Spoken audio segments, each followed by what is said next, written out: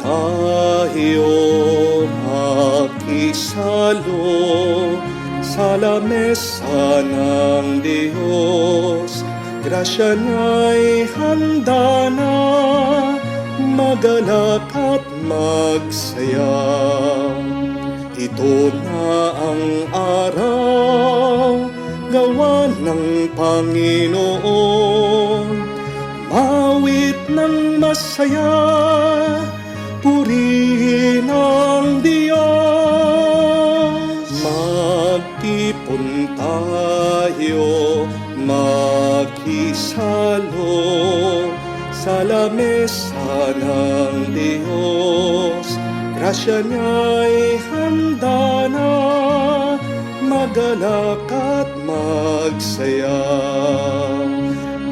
Lamesa ng Diyos, magalak at masaya. Sa ngalan ng Ama, ng Anak at ng Espiritu Santo, Amen. sumainyo ang Panginoon. At sumainyo rin. Mga kapatid, tayo ay magpuri at magpasalamat sa Diyos dahil binibigay niya ang mismong salita niya sa atin. Nakasulat sa Biblia na ang salita ng Diyos ay espiritu at buhay. Higit pa dito, ang salita ng Diyos ay nagkatawang tao sa pamamagitan ng ating Panginoong Hesukristo. Kaya naman, ang sino man na nakikinig, sumusunod at tumutupad sa salita ni Kristo ay pinagpapala niya. Aminin natin ang maraming pagkakataon na kung saan alam natin ang salita ng Diyos. Pero nagkulang tayo sa pagsunod nito. Aminin natin ang napakaraming beses na kung saan hindi natin isinabuhay ang salita ng Diyos. Aminin din natin na minsan hindi natin pinakikinggan ang kagustuhan ng Panginoon. Sa ating mga pagkukulang, sa nagawa natin mga kasalanan, tayo'y magpakumbaba, humiling muli ng kanyang awa para makita tayong maging karapat-dapat makatanggap sa mga banal na misteryo. Inaamin ko Sa makapangyarihang Diyos at sa inyo, mga kapatid, na lubha akong nagkasala sa isip, sa salita, sa gawa, at sa aking pagkukulang. Kaya isinasamo ko sa mahal na Birheng Maria, sa lahat ng mga anghel at mga banal, at sa inyo, mga kapatid, na ako'y ipanalangin sa Panginoong ating Diyos. kaawaan tayo na makapangyarihang Diyos, patawarin tayo sa ating mga kasalanan, at patnubayan tayo sa buhay na walang hanggan. Amen. Panginoon, kaawaan mo kami. Panginoon, kaawaan mo kami. Kristo, kaawaan mo kami. Kristo, kaawaan mo kami. Panginoon, kaawaan mo kami. Panginoon, kaawaan mo kami. Manalangin tayo. Ama namin makapangyarihan, ang iyong dumadalanging sambayanan ay matapat mo nawang lingapin, subaybayan, upang makita namin ang dapat gampanan at para rito'y magkaroon kami ng kakayanan. Sa pamamagitan ni Jesucristo kasama ng Espiritu Santo, magpasawalang hanggan. Amen.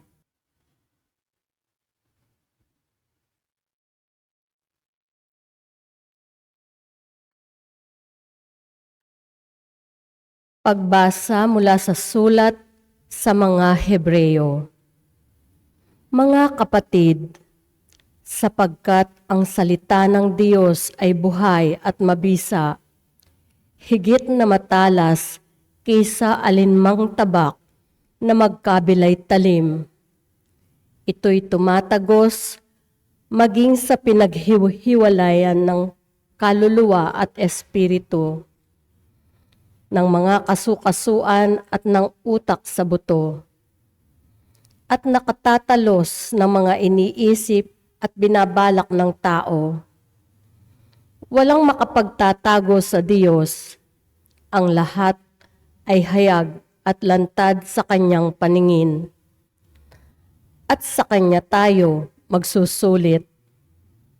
Magpakatatag tayo sa ating pananampalataya. Yamang mayroon tayong dakilang saserdote na pumasok sa kalangitan sa harapan ng Diyos.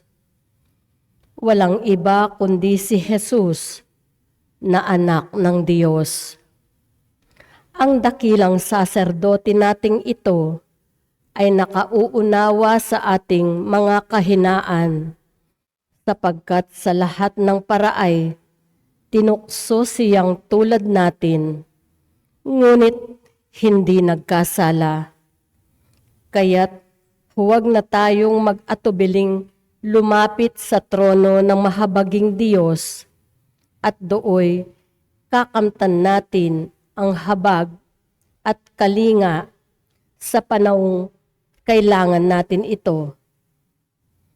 Ang salita ng Diyos. Salamat sa Diyos. Espiritong bumubuhay ang salita ng may kapal. Espiritong bumubuhay ang salita ng may kapal. Ang batas ng Panginoon ay batas na walang kulang.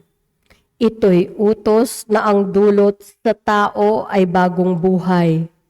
Yaong kanyang mga batas ay mapagtitiwalaan, nagbibigay ng talino sa pahat ng kaisipan.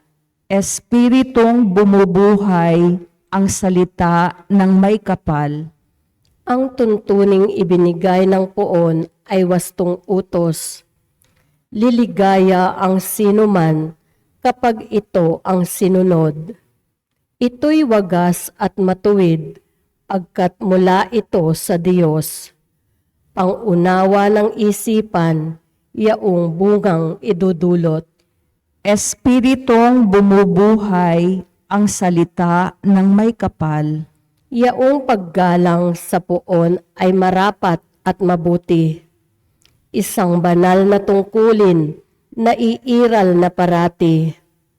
Pati mga hatol niya'y matuwid na kahatulan. Kapag siya ang humatol, ang pasya ay pantay-pantay. Espiritong bumubuhay ang salita ng may kapal. Naway itong salita ko at ang aking kaisipan sa iyo ay makalugod, Panginoon ko't kanlungan. O ikaw na kublihan kong ang dulot ay kaligtasan. Espiritong bumubuhay ang salita ng may kapal.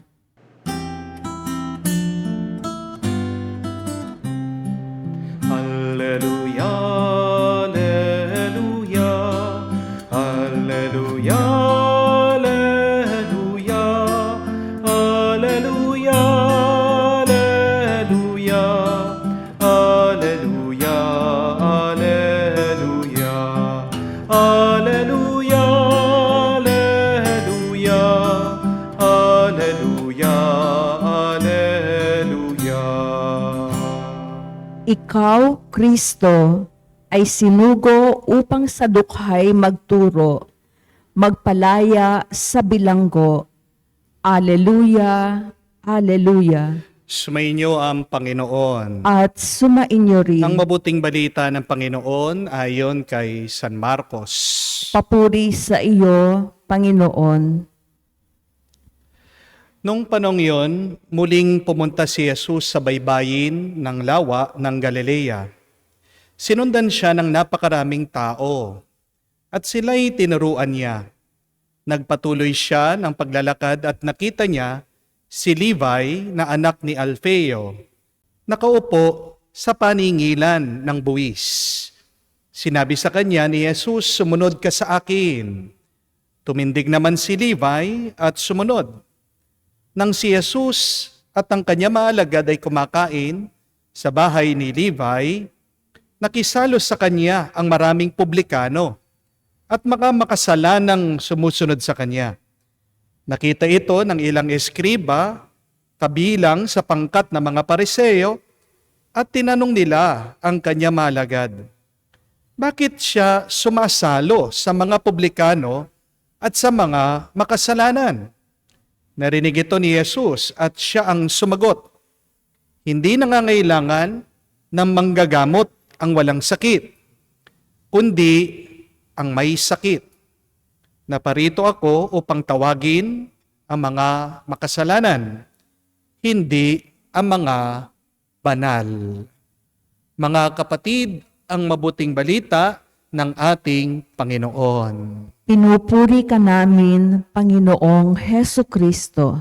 Magandang araw po muli sa inyong lahat. Magandang araw po, Father. I hope that you are well and stay well.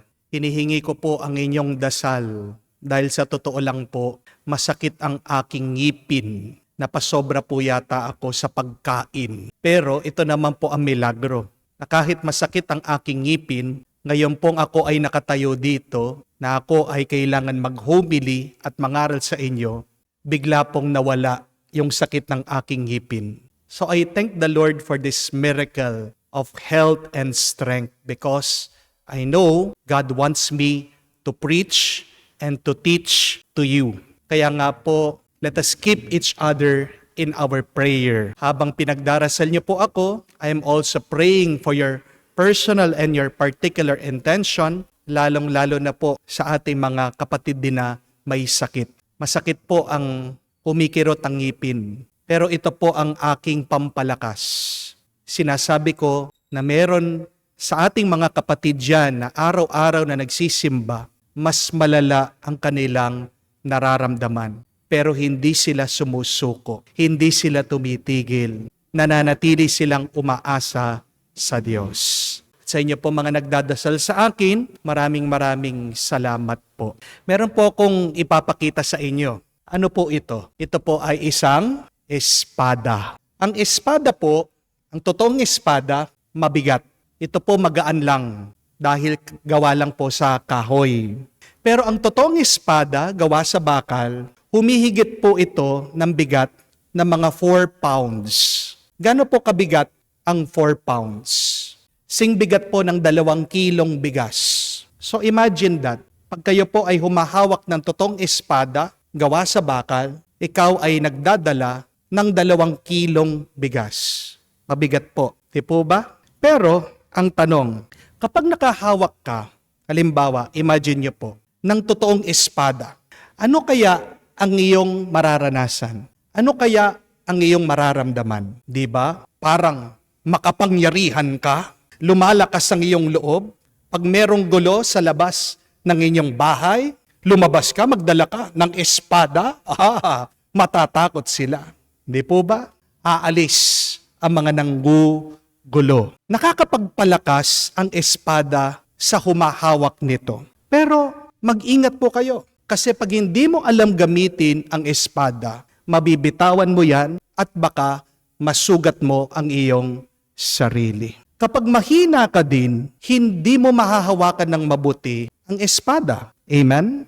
Bakit po ba pinakita ko sa inyo itong espada? Kasi balikan niyo po ang unang pagbasa, napakaganda ng pinapahayag sa atin. Ang sabi, ang salita daw ng Diyos ay parang isang espada, 2 ang talim. The Word of God is like a two-edged sword. It is life and it is effective. Ito daw po ay buhay at ito ay mabisa. Kung may kapangyarihan ang espada, mas may kapangyarihan ang salita ng Diyos. Dahil po, sabi ni San Pablo, ang salita ng Diyos ay tumatagos sa buto, sa espiritu ng tao. Kaya nga, kung gusto mong mapagbago ang isip, ang puso, ang kaluluwa ng isang tao, anong kailangan mo? Ang salita ng Diyos. My dear friends, sometimes the problem with us is we keep on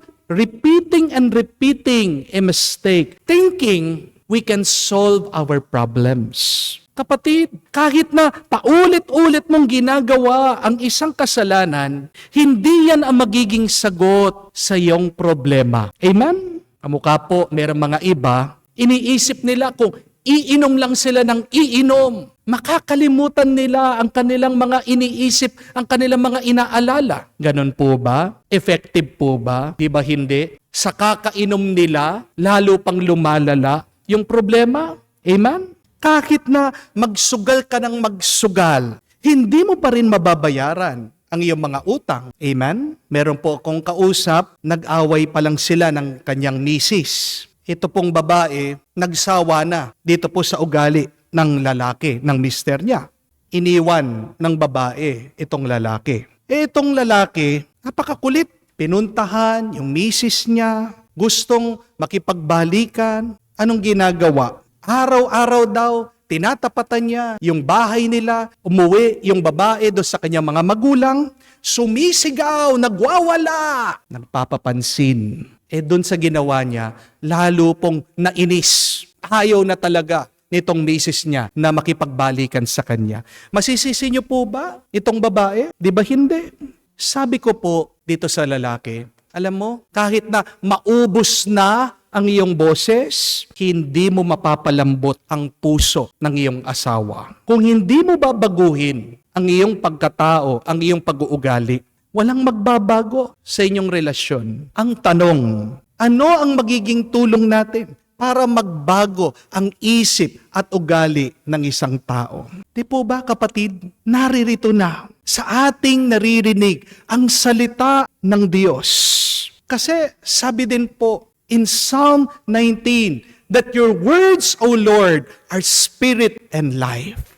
Sin will only make matters worse in your life. Hindi masasagot ng kasalanan mo yang problema mo. Pagpatuloy mo ang iyong kasalanan, lalong lalala ang iyong problema. Di po ba? Pero kung gagamitin mo lang ng mabuti ang salita ng Diyos sa iyong buhay, magkakaroon ka ng lakas, magkakaroon ka ng gabay para malampasan mo ano man ang mga pagsubok na iyong hinaharapan ngayon. Ang tanong, paano magiging mas mabisa ang salita ng Diyos sa ating buhay? If really the Word of God is effective, why is it not effective in our daily lives? Palagi naman po natin naririnig yan sa misa. Pero ang dami mga tao, simba na simba, hindi naman nagbabago ng ugali. Hindi po ba? Madalas din natin nababasa yan sa mga billboard. O kaya naman, dumadaan po yan sa social media. Paano talaga magiging mas mabisa ang salita ng Diyos para maging daan ito ng tunay na pagbabago at kabanalan ng isip at puso ng isang tao? Mga kapatid, unang-una po dyan, kailangan nating gamitin ang salita ng Diyos sa ating buhay. You must apply the Word of God in your life. Kapag hindi mo ginagamit ang isang kutsilyo o gunting, ano po mangyayari dito? Yan po ay kakalawangin. Yan po ay magiging mapurol. Hindi po ba? At kapag puno na ng kalawang at mapurol ang isang kutsilyo at gunting, hindi yan mabisa sa paghahati. Di po ba? Ganyan din po pagdating sa salita ng Diyos. Kung display lang sa atin ang Biblia, inaalikabukan pa. Kung dekorasyon lang sa iyong social media, ang salita ng Diyos, kapatid, walang kwenta yan. Para maging mas mabisa ang salita ng Diyos, huwag mo lang ilalagay sa iyong isip. Pero kung nasa isip mong salita ng Diyos, yan sanang maging iyong pangungusap. Ang mabuting pangungusap mo, yan sana ang magpagalaw sa iyong mga kamay, sa iyong paa. At para madala mo ng mabuti ang salita ng Diyos, kapatid, kailangan mong sanayin ang iyong sarili sa salita ng Diyos. Sabi nga po ni San Juan ng Cruz, kaya tayo minsan nahihirapan sa buhay, dahil mahina tayo sa paggawa ng mabuti. St. John of the Cross beautifully teaches us, listen to this, that we are troubled many times in our life because we are weak in virtue. Kaya kung palagi lang tayo sa paggawa ng mabuti, magiging madali, magiging magaan ang ating pagpapakabuti. Kung ikaw ay nag-gym, pupunta ka doon, tinitignan mo lang yung dumbbell, lalakas ka ba? Di ba hindi? Kailangan mo hawakan yung dumbbell, kailangan mo itong buhatin para ikaw ay lumakas. Ganyan din po pagdating sa salita ng Diyos. The more that you apply God's Word to your life, the more that you will become stronger and the more your life will become more fruitful. Pero pangalawa, kapatid, tandaan niyo po ito. Magiging mabisa ang salita ng Diyos sa iyong buhay kung uunawain mo ito, kung iintindihin mo ito. God's Word is like food. If you don't chew it properly, then you won't get its nutrients. Hindi ka lalakas sa pagkain kung basta't mo lang ito nilulunok. Ganyan naman po ang problema ng napakarami sa atin Di po ba? Naririnig natin ang salita ng Diyos, pero kakaunti sa atin ang umuunawa nito. Hindi ko po makalimutan ito noong ginagawa itong isang tulay doon sa aking dating parokya. Ang dami pong mga nagmomotor ang nahuhulog doon sa tulay. Pagkalaki-laki na po ng mga signages, mga karatula, sinasabi, do not enter, stop, warning, road closed, bridge under construction.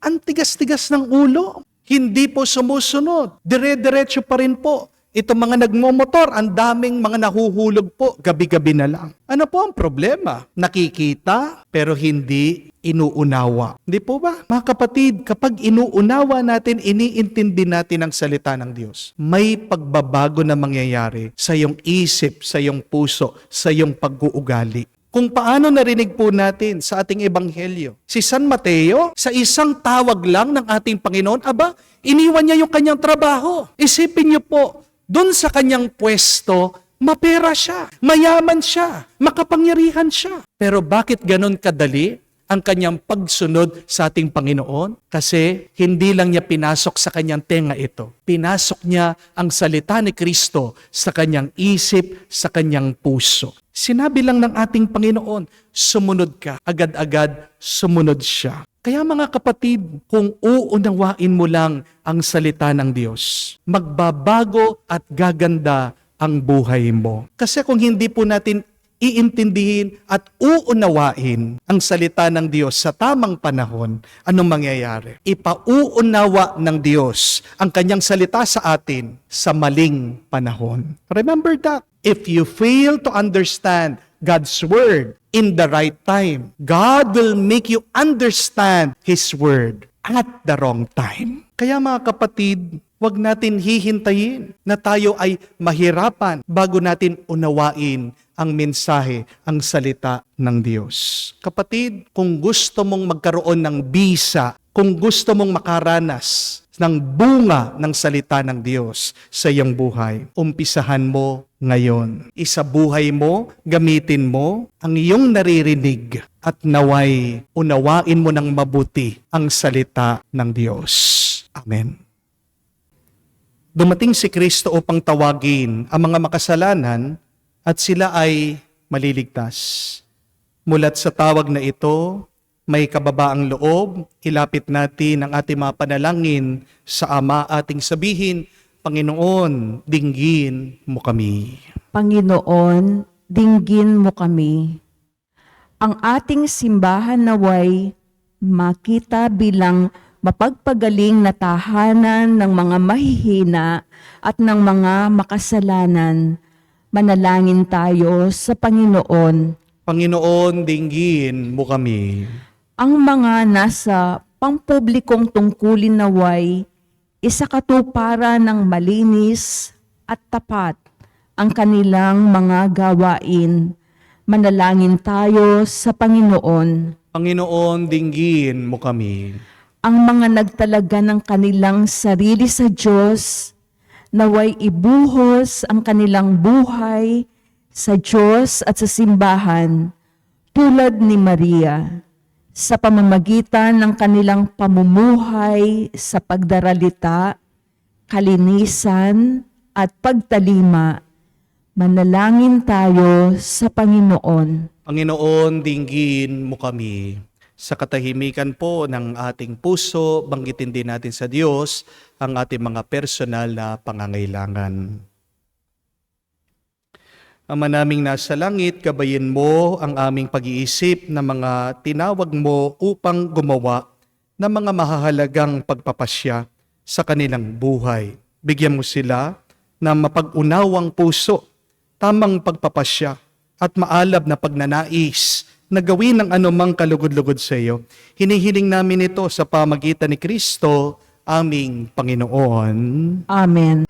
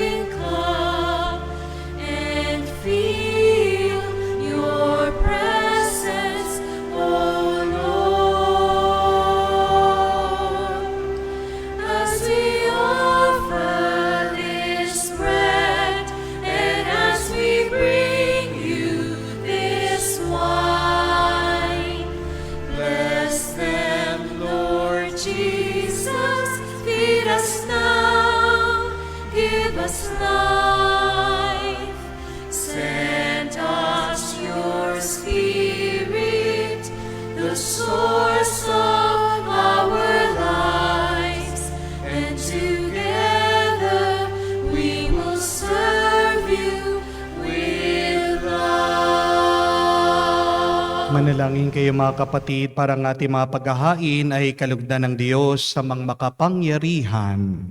Tanggapin nawa ng Panginoon itong paghahain sa iyong mga kamay, sa kapurihan niya at karangalan, sa ating kapakinabangan at sa buong sambayanan niyang banal. Ama naming lumikha, ang paghahain ito ng iyong sambayanan ay iyong marapatin ngayong paunlakan.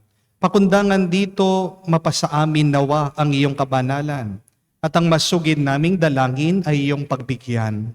Sa pamamagitan ni Jesucristo kasama ng Espiritu Santo, magpa sa walang hanggan. Amen. Sumainyo ang Panginoon. At sumainyo rin. Itaas sa Diyos sa inyong mga puso at diwa. Itinaas na namin sa Panginoon. Pasalamatan natin ang Panginoong ating Diyos. Marapat na siya ay pasalamatan. Ama naming makapangyarihan, tunay nga marapat ikaw ang aming pasalamatan sa pamamagitan ni Jesucristo na aming Panginoon. Siya ang salitang katuwang mo at kapiling. Noon, ang lahat ay umiiral, ay iyong likhain. Siya'y sinugo mo para kami sagipin at palayain. Kaya't siya'y kinalinga na mahal na Birhen na naging kanyang inang totoo sa kapangyarihan ng Espiritu Santo. Inako niya sundin ang loob mo at kamti ng sambayanang banal para sa iyo. Pinagtiisan niyang iunat sa krus ang kanyang mga kamay upang magwakas ang kamatayan at mahayag ang pagkabuhay. Kaya kaisa na manghel nagsisiawit ng papuri sa iyo nang walang humpay sa kalangitan. Kami nagbubunyi sa iyong kadakilaan.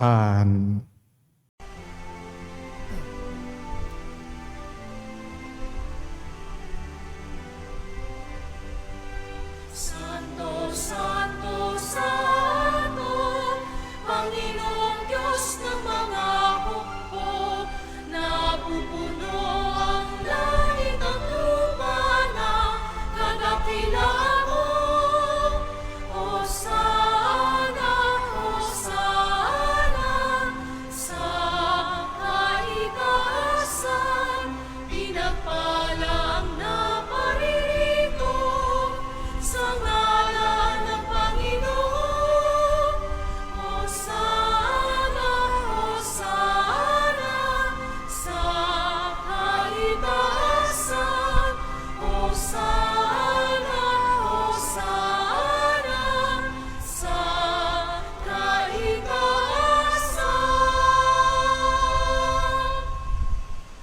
Ama naming banal, ikaw ang bukal ng tanang kabanalan.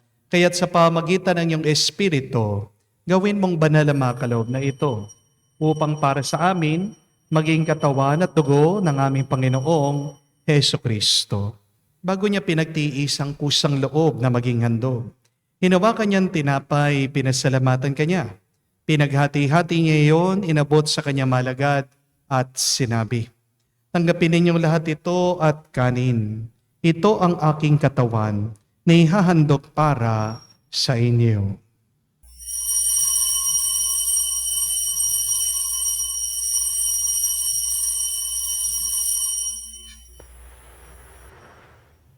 Gayon din naman nang matapos ang hapunan, hinawakan niyang kalis.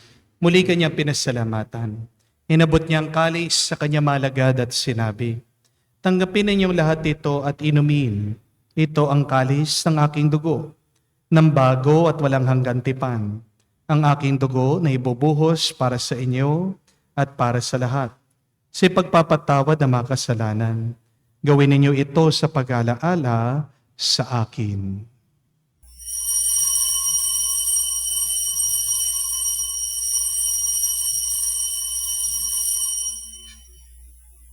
Ang misteryo ng pananampalataya. Aming ipinahayag na namatay ang iyong anak, nabuhay bilang Mesiyas at magbabalik sa wakas para mahayag sa lahat. Ama, ginagawa namin ngayon ang pag-alaala sa pagkamatay, muling pagkabuhay ng iyong anak. Kaya tiniyalay namin sa iyong tinapay bibigay buhay at ang kalis na nagkakalob ng kaligtasan. Kami nagpapasalamat dahil kami yung minarapat na tumayo sa harap mo para maglingkod sa iyo. Sinasamo namin kami magsalo-salo sa katawan at tugon ni Kristo ay mabuklod sa pagkakaisa sa pamamagitan ng Espiritu Santo. Ama, lingapin mong iyong simbahan, laganap sa buong daigdig. Puspusin mo kami sa pag-ibig. Kaisa ni Francesco, ang aming Papa, Florentino, aming Arsobispo, at ng Tanang Kaparian. Alalahanin mo rin ang aming mga kapatid na nahimlay. May pag-asang sila'y muling mabubuhay. Gayon din naman lahat ng mga pumanaw. Kawan mo't sila't patuloyin sa iyong kaliwanagan. Kawan mo't pagindapatin kaming lahat na makasalo sa iyong buhay na walang wakas. Kaisa ng mga Birhen Maria, Ina ng Diyos, kaisa ng mga apostol at lahat ng mga banal na namuhay dito sa daigdig na kalugod-lugod sa iyo, may pagdiwang nawa namin ang pagpupuri sa kararangal mo sa pamamagitan ng iyong anak, aming Panginoong Heso Kristo. Sa pamamagitan ni Kristo, kasama niya at sa Kanya, ang lahat ng parangal at papuri ay sa iyo, Diyos Ama, makapangyarihan, kasama ng Espiritu Santo, magpasawalang hanggan. Amen, amen, amen. Sa nakakagaling na utos sa turo ni Jesus sa Panginoon natin na Diyos, ipahayag natin ang lakas loob.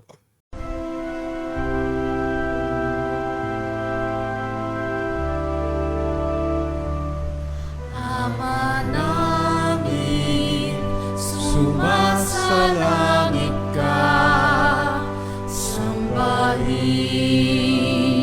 ang ngalan mo, mapasa amin ang kaharian mo, sundin ang loob mo dito sa lupa para nang sa langit. Bigyan mo kami ngayon ng aming kakanin sa araw-araw at patawarin mo kami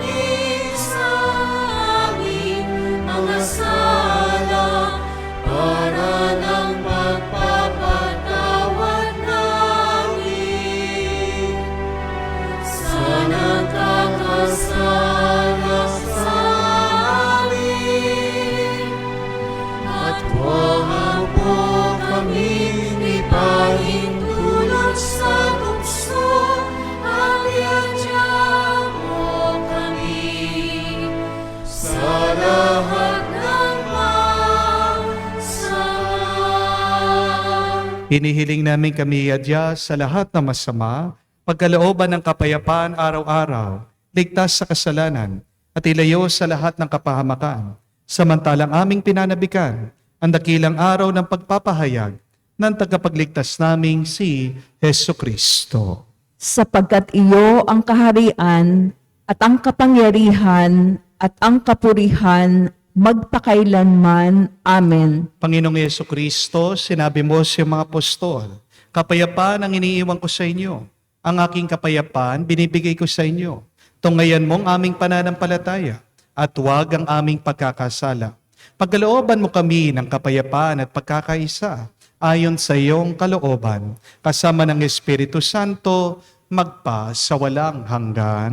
Amen. Kapayapaan ng Panginoon ay laging sumainyo. At sumainyo rin. Magbigayan po tayo ng kapayapaan sa bawat isa. Peace with you po, kapayapaan po sa inyong lahat.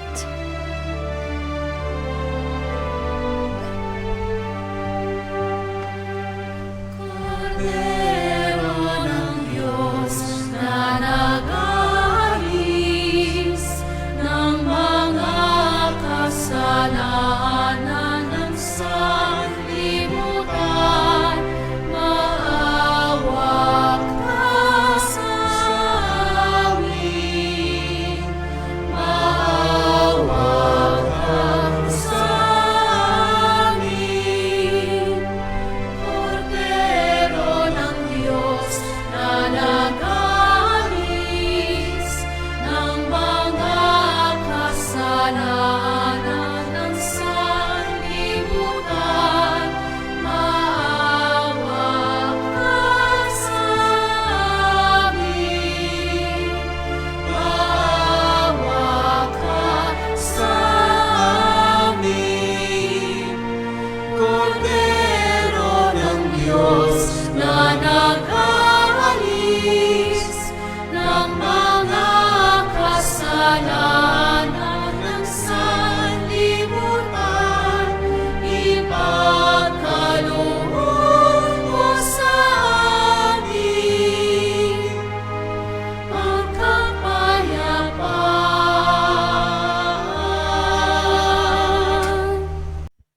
Mga kapatid, naririto ang ating Panginoong Yesu Kristo, ang Kordero ng Diyos. Siyang nag-aalis sa mga kasalanan ng sanlibutan. Mapalad tayong lumalapit sa piging ng Kordero.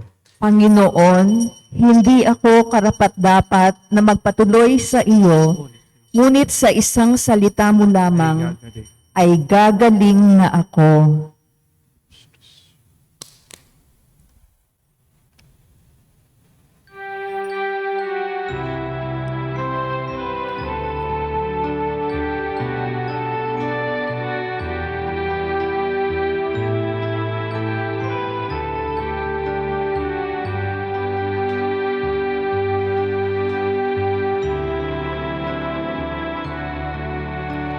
Alam mong pagkatao ko,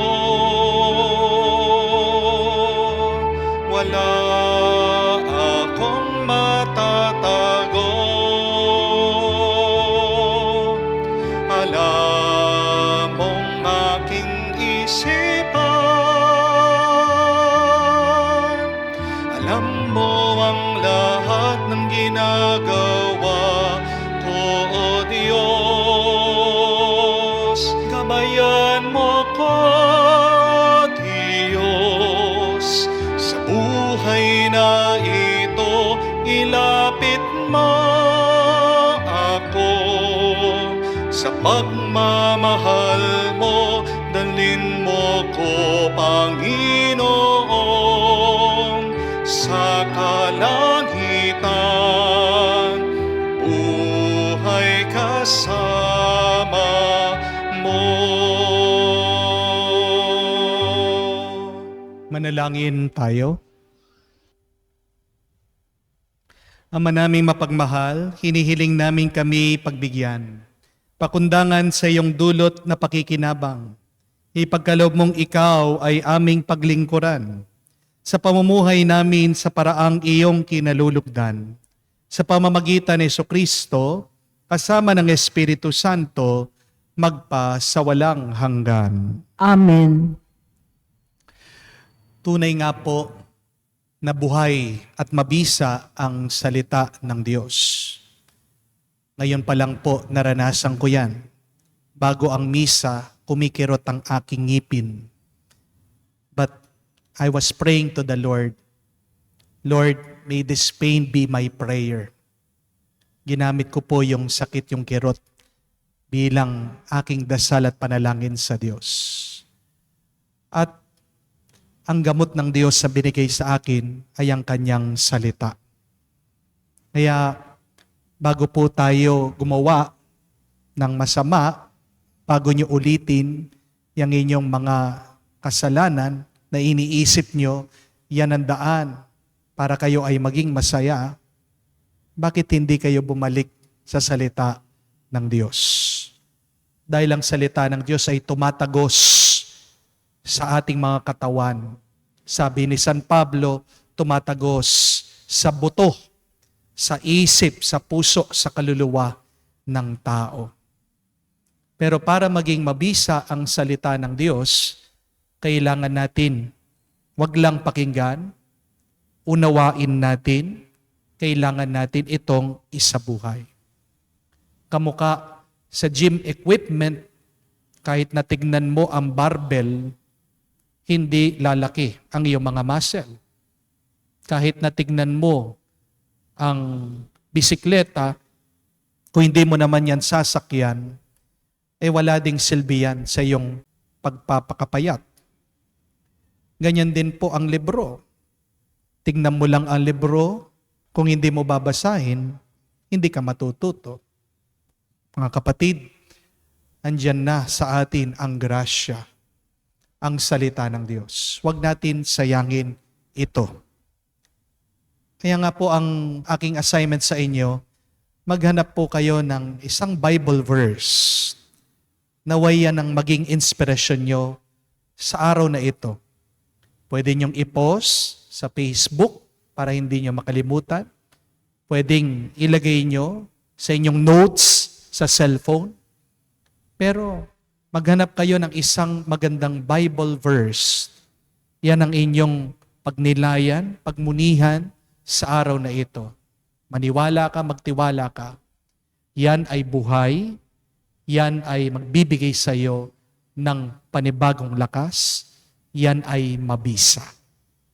Sumayin niyo ang Panginoon. At sumain niyo rin. Kayo ay basbasan ng Diyos, makapangyarihan sa lahat, sa ngalan ng Ama, ng Anak, ng Espiritu Santo. Amen. Ang ating misa ay natapos na, umayo kayo sa kapayapaan ni Kristo. Salamat sa Diyos.